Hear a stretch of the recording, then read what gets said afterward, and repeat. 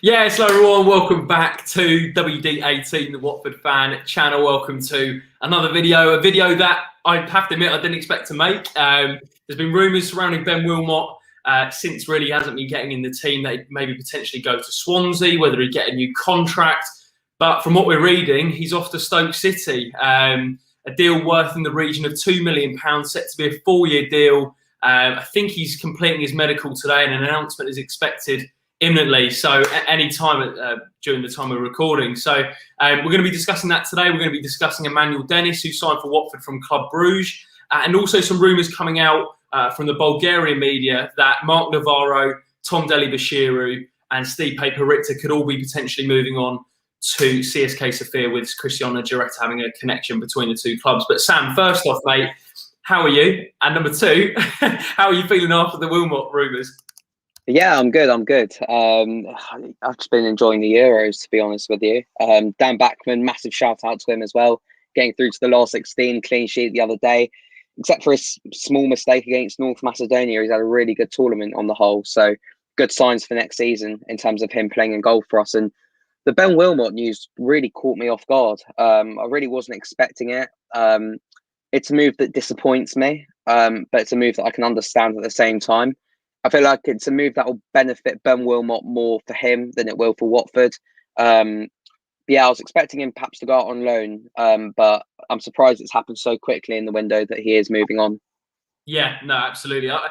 It's a really interesting one, this whole Ben Wilmot discussion. I've always been, as you know, Sam, I've been a real big fan of Ben since he came from Stevenage. There was a number of admirers. I remember when we first initially signed him, I think it was Tottenham, Liverpool, potentially some other big six clubs as well who were interested in him. And I was absolutely buzzing when we got that deal over the line initially. He went out on loan under Steve Cooper at Swansea, did really well, I thought. And you felt that, in a weird way, us getting relegated would give the opportunity for some of these younger players to get a run out, and Ben Wilmot was certainly one of them. And we were hearing that he was really eager to press Vladimir Ivic at the time. A number of members at the club saw him as a future captain. Where is it, do not say go wrong, because he did feature last season, Sam, but where do you think it's kind of fallen away a little bit of Ben Wilmot? Because I think he was really, really rated, and I have to admit I'm surprised that it has ended this way during the time at Watford. It's difficult to say because obviously we don't know what goes on behind the scenes. I think that one thing that might have been a problem is that he might not know his best position and the manager might not know his best position, because we've seen he can play multiple positions. I think we signed him as a central midfielder, central defensive midfielder. We tried him at centre back a couple of times. I think he played both sides of full back a couple of times as well. So I feel like that could have been a real problem in terms of him not being able to nail down any of those positions. But it's clear that Xisco Munoz unfortunately didn't rate him. Wasn't really involved in the matchday squads towards the end of the season, which is disappointing. But at the same time, we did get promoted, and most players did really, really well in that run-in. So it's a credit to them as well. They were keeping out someone like Ben Wilmot and a player of his quality. It is just a shame that we're not going to be able to give him another opportunity in the Premier League with a year left on his deal. He's going to be wanting first-team football. And, I mean, I'll say it again, I've never been more convinced that someone will go on and play for England than him. And I know that seems like a big, big shout considering he hasn't played too much for us. But there's just something about Ben Wilmot. I think he's a really, really talented player. But if he's going to fulfill that potential, unfortunately, he is going to have to move on. And as I said at the top of the show, I think it's a better move for him than it is for us. Yeah, I think, again, just on that, I think as what fans we can all agree, we haven't got probably the price that his ability commands, in the respect that it's a fee in the region of £2 million, according to The Athletic and Adam Leventhal. And obviously, there's a few combining factors that come into that. He's got 1 year left on his contract. There was discussions during the kind of the final year, well, during last season, kind of got to Christmas time. I think Xisco Munoz came in and there was rumours that there'd started to be talk about his contract.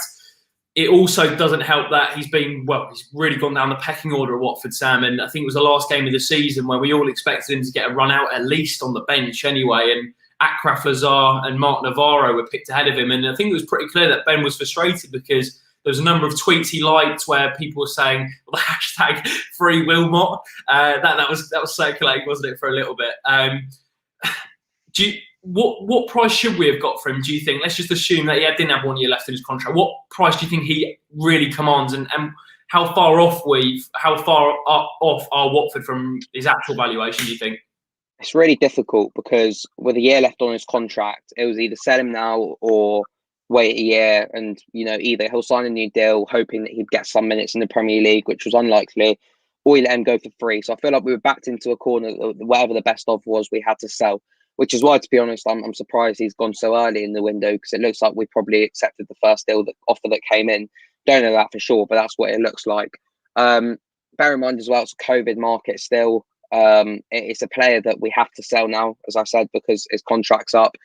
So 2 million, it's nowhere near what we should have wanted. I would have probably looked at maybe 6 million, 7 million pounds, but we have to settle for 2 million, and that's what happens when, unfortunately, players run their contracts down. And it's disappointing. Again, we probably could have and should have got more money, but it is what it is, and we might as well get what we can for him. Yeah, well, one of the big things that I've seen and kind of the reaction to it, Sam, is about this potentially being a long-term mistake for Watford. In the short term, it doesn't really affect us, I guess, because if we're being honest, Wilmot's opportunities in the Premier League were going to be limited under Xisco Munoz. Of course, in the Championship, they were incredibly limited when he came in. I think it was only that Norwich and Swansea game that played under him from the start anyway. So, and even then, when Xisco did play him off the bench, it was from a number 6 role, a defensive midfielder coming on for Carlos Sanchez. So I personally think what Ben needs to establish, I guess, at Stoke is, number one, what's his best position. I agree with that. I still don't know that, to be honest with you. I think he's very good at centre-back. Actually, out of the centre-backs, we've got one of the best on the ball. I think he could improve positionally. But then I think just looking at that, there was a moment that I remember really clearly this season was João Pedro's goal against Derby, where he cut inside. But that all came from Ben Wilmot running forward from the 3 at the back. And I think that just shows how good on the ball he actually is. I mean, as you said, I feel like he has to nail down his best position. And I feel like he's a player that likes the ball at his feet. He's a progressive player where he likes to bring the ball forward and create opportunities. But that doesn't really fit into Xisco Munoz's system. So unfortunately, he has to find somewhere else to play and show off his talents. Yeah, time will tell, I guess, if we regret this one. But I'm really torn with it, Sam, I have to admit, because as I said, I was a big fan of Ben Wilmot. I really did think he had a lot of ability.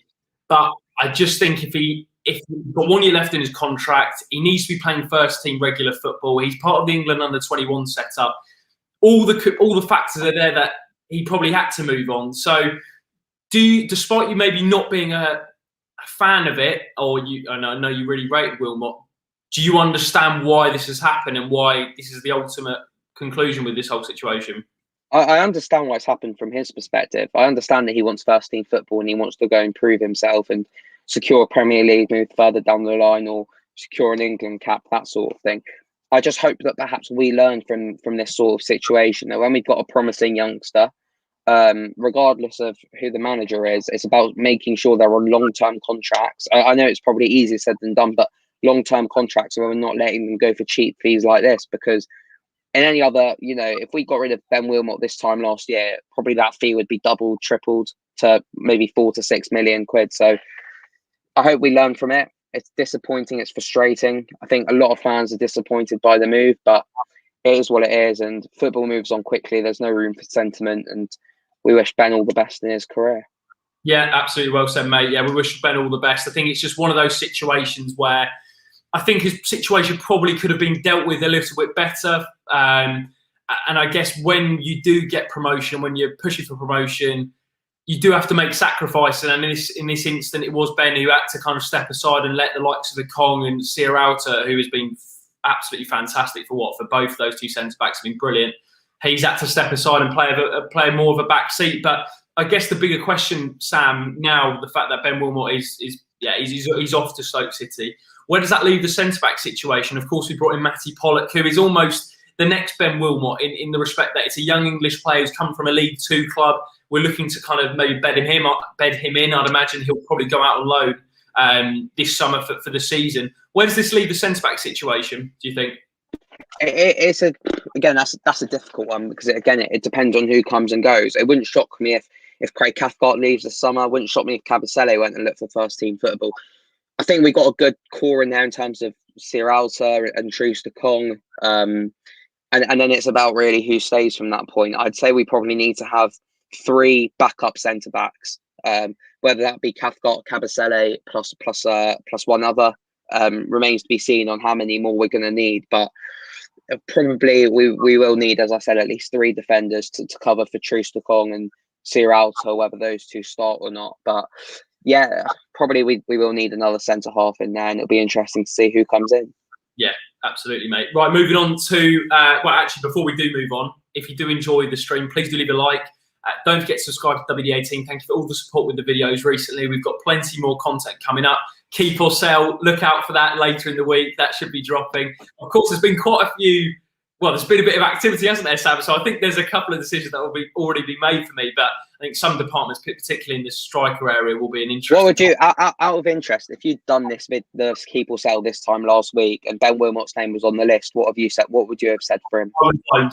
But then, yeah. Well, actually, I don't think I'd. Really difficult because he only has 1 year left, so we would have to sell it. Exactly. I actually, when the news first came out, naively, I forgot that he did only have a year left. And when that came in, it's one of those, I don't want to see him leave, but I think it's probably the right move for everyone. Yeah, exactly. Let it get to a point where we have to sell him with 1 year left, because ultimately, as fans, I think we'd be annoyed if we let a player go without any sort of fee to show for him.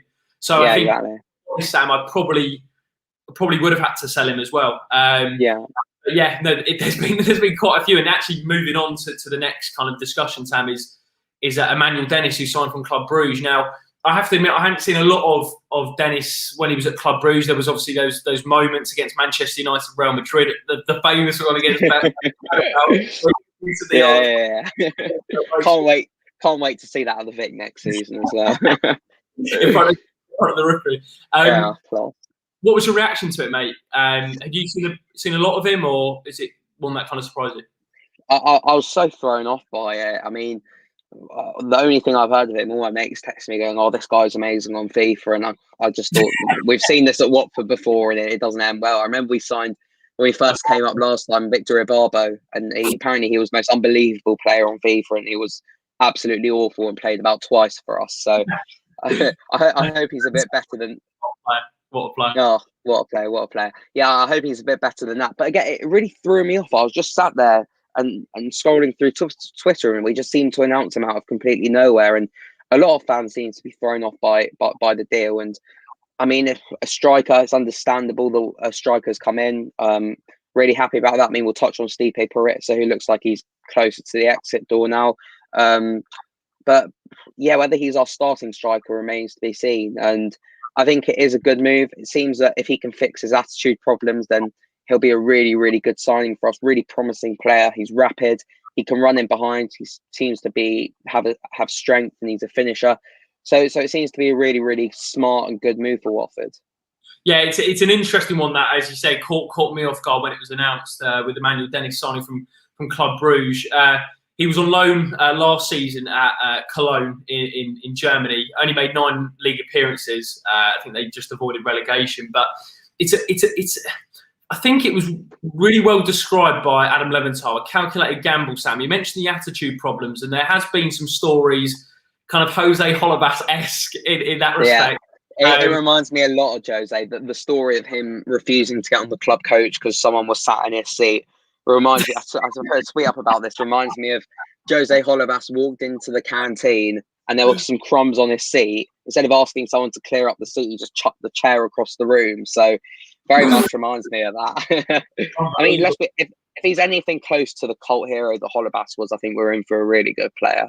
Yeah, but this is the thing, Sam, is this is a player who he'd attract a lot of interest from some big clubs. And he's considered someone who has got a huge potential, actually, as well at Club Brugge. I think the big thing for me, kind of reading up about him, is he'll give us an outlet, particularly in the games where we won't have a lot of the ball. I think one thing that's for me over the last few years with Watford is when we've gone to Anfield, which hasn't been pleasurable, put it that way, when we've gone to the Etihad again, which hasn't been great. These sort of teams will, as you know, we won't have a lot of the ball, and we will be looking to hit them on the break. You know, that's not Troy's game. I think Andre struggled with that. To have a player like Emmanuel Dennis, from your perspective, must be really good, because ultimately we're getting a player who can drift out wide, who can pass an outlet. As you said, he's incredibly quick. But do you think this is, and time will tell if this is worth the risk, but the type of player we've signed, does that encourage you that we're maybe looking at different types of strikers? Because I think we've kind of bought similar strikers over the years at Watford, and this is a completely different one, really, I guess. Yeah, and I feel like that's something that really we were limited with when we, even at times in the promotion season and when we got relegated, was that when we're chasing a goal, I feel like it's one thing having a plan B off the bench, but it's another thing when you're just bringing on like for like, just different players. I don't think, for example, bringing off Troy and bringing on Peritz or Andre. I know they are different sorts of players, but in terms of the impact that they had, it really didn't differ that much. And I feel like that's where we struggled at times, particularly under Vladimirovic. And I feel like the Dennis signing will offer us something completely different. We're able to switch up the way we play. We'll be able to knock the ball in behind. He seems like a physical player as well, which is really, really positive, real positive. So it's good to see that, we're looking ahead to those scenarios where we're going to need to change the game up and go for a different sort of route to the opposition goal. So it's definitely a clever signing and one that's probably needed as well. Yeah, there's some really interesting statistics actually to back that up, Sam. And just in terms of what he offers in terms of defensively, disrupting opposition moves, he scored really, really highly. Ball recoveries and interceptions, his intensity as well scored quite highly. But a big one for me, as you mentioned, when we have got the ball, his carry and dribble volume is incredibly high. And in those sort of games where we won't have a lot of the ball, someone who can bring us up the pitch and get us into that final third will be incredibly useful, I guess, especially going away from home against those sorts of teams. So I think it's a calculated gamble, as described on The Athletic, and it'll be interesting to see how he gets on. I'm hoping that we won't have any sort of big attitude problems that have been documented, as you mentioned, Sam, because if we can get the best out of him, and just on that, Sam, these sort of players, Xisco Munoz, it's going to test his managerial credentials as well. As we actually forget. I mean, I forget sometimes, Sam. He is still very inexperienced. He's only had just over half a season at Watford. This is another character that he's got to blend into this Watford squad. How would you do it if you were him? I'll tell you what. I think these signings have only come in. I look at Danny Rose as well. On top of that, Danny Rose and Emmanuel Dennis, I think they're only coming in because Xisco is our manager and they're trusting him with the man management to get the best out of these players. I mean, I don't know Dennis personally, so it's difficult to say how to do it. But it's just about getting them on side, to be honest, and settling them into the squad. It seems like over the years with these difficult sorts of players that either they've gone really, really well or catastrophically bad. And I look at someone like Troy when he first came into the club. He seemed to have a couple of problems, and Sean Dyche was able to get him kind of under wraps. Jose Holebas, another one, fans absolutely loved him. So we have had some players in the past who, have this kind of persona of having attitude problems or have had incidences that have turned out really, really well. And I'm hoping under Xisco Munoz, I'm not saying Danny Rose has attitude problems, but these are two players that need man management, I feel like. And under Xisco Munoz, I feel like they've got the perfect man for that. Yeah, agreed, mate. Agreed. Let's have a little look through your comments. Thank you to everyone who's watched at the moment. Please do leave a like on the video if you enjoy. Comment down below your thoughts as always, and subscribe to the channel. If you're new, you can find us on socials. You'll see the little at the bottom of the screen. Lou Orns on Emmanuel Dennis says, seems like we're preparing to play on the counter. JP10 dropping deep with two lightning quick wide wingers with high work rate plus Loser, who I think it's going to be interesting, Sam. We'll discuss it probably more in depth closer to the season starting, but I think with Loser coming in, it looks like we're probably going to opt for a 4-2-3-1 potentially with, I could see Chalobah, Loser and Cleverly maybe playing in a more advanced role with the luxury of Zinchenko in that number 10. I have a feeling Zinchenko will start next season, actually. I feel like he's much more suited to the Premier League. And I don't know, it's mixed opinions. The thing for me, I think Loser will start. I think it's going to be one of Cleverly, Chalobah or Hughes who are going to miss out. And I'm interested to see who that will be. My gut feeling says it will be Chalobah who misses out. What's again, with Loser coming in, I mean, I really hope that, well, it's interesting to see if Will Hughes will stay because there's this whole contract discussions at the moment. But with Loser being a left-footed midfielder, it does make you think, would you play two left-footed midfielders in a holding role together. Is this a Will Hughes replacement? I'm only speculating at the moment, but yeah, no, potentially. Two left midfield, if we're playing a two in front of the back four, if they're both left-footed, I can't see that myself. But I saw somewhere as well that I mean, in terms of, it might have been Lou Orns who tweeted this. I'm not really sure, but apparently Loser likes to hit most of his balls go down in between the right centre back and the right back as well. And apparently Emmanuel Dennis makes that run a lot as well. So I'm not sure if that has been in the thinking at all. But if we can carry on making those runs, then hopefully get a couple of goals from that. Just complete side point as well. Seeing some of the plays back in pre-season, those new Kelme training tops look unbelievable. They tell you what, Kelme, yeah, take my money again. Oh my word, they completely wiped out my bank account last season, and they're going to do it again this year. So credit to them. It's lovely stuff. Yeah, superb, mate. I need to save up for some of the training. Let's have a look through your comments. Shane's just on touching back on Ben Wilmot. Shane says Ben was clearly unhappy at the club. His social media interactions pointed to a very frustrated individual. A huge shame, but makes sense for both parties to part way. We've got a comment from Rudy, who says Emmanuel Dennis adds a lot of pace, especially with Sarr as well. As Lou Orns mentioned, that pace could be frightening, actually, particularly on the counter-attack. Aaron makes a good point about the midfield situation, forgetting about Dan Gosling again, someone who will be involved. As well. Yeah, I forgot about Dan Gosling as well. It's so many names. I mean, we're going to need all these bodies in there with our previous injury track record and generally the volume of games that we will be playing at a high intensity. So, it's good options to have, and we'll talk about it close to the season in terms of who starts and who makes impacts off the bench. Yeah, Katie says, in my opinion, we signed Matty Pollock, and that meant someone was going to go, and it's ended up being Wilmot. It does seem a similar mould of player, and I think the way Wilmot was kind of frozen out towards the end of the season suggested that he was going to move on. I personally thought he'd go to Swansea, but it's Stoke City, and that looks to be the move for Ben Wilmot. Just wrapping up today's show, Sam, we're going to touch on a rumour that's just come out, actually, about from Bulgarian media about CSK Sofia. So Mark Navarro, Tom Deli-Bashiru and Stipe Perica have all been linked with the move there. Obviously, Cristiano Gioretta was the former sporting director at the football club. He has a link there. We've seen Jerome St. Clair go to CSK Sofia. We've seen Adalberto Peñaranda. So that relationship is still going on at the moment, Sam. So what I wanted to ask you was, should those players be getting a loan? Should it be permanent? Is CSK Sofia the right move? What do you make of it? I'd say with Navarro and Perica, I'd say it's probably the right time for them to move on. Particularly Mark Navarro, we've seen that. I don't think he's Premier League quality.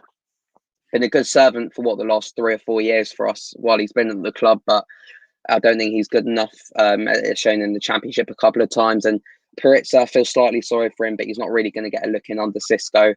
It looked like he was going to Barnsley, but perhaps their situation's changed now. The fact that Valérien Ismaël looks like he's going to West Brom.